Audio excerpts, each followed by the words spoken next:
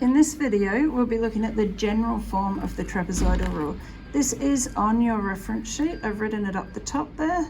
So the integral from a to b, or the area under the curve, is equal to b minus a over 2n multiplied by f of a plus f of b plus 2 times f of all of those ones in between. A is the same as x0 and b is the same as xn. That is on your reference sheet on the bottom of page 3. I'll show you where it comes from.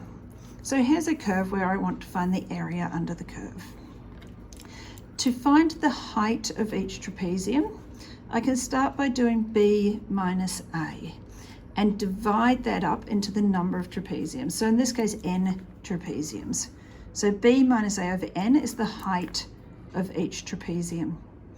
The parallel sides, f of whatever x value this is, plus f of whatever x value that is.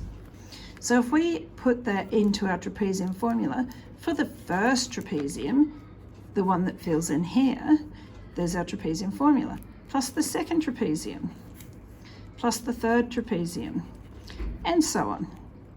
So if we look at what that is here, first of all, for all of those, we can factorize out the half h. So let's just write half times h, big curly brackets. We've got the a plus b of the first trapezium, plus the a plus b of the second trapezium, and so on. This a plus b is different from that a plus b, so keep that in mind. So let's write that out now in terms of our formula. So that is half times our h. Now remember we said that h was b minus a over n. B minus a over n times, now the a and b for the first one are f of a plus f of x1. For the second one, let's put that in extra brackets, we have f of x1 plus f of x2.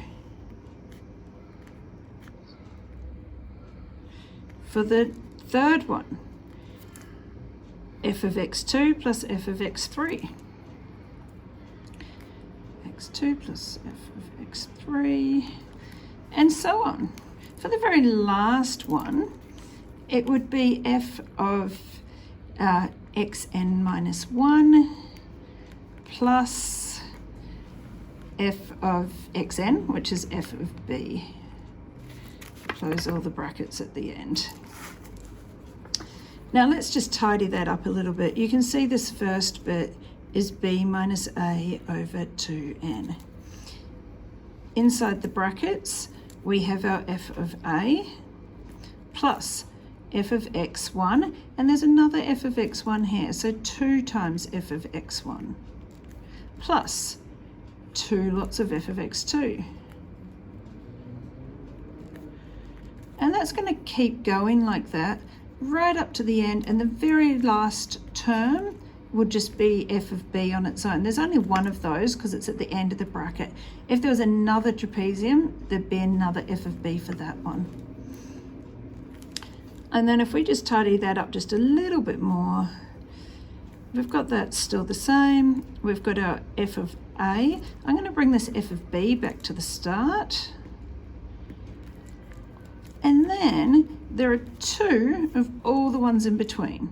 So f of x1 plus f of x2 plus all the way up to f of xn minus 1, the one just before b.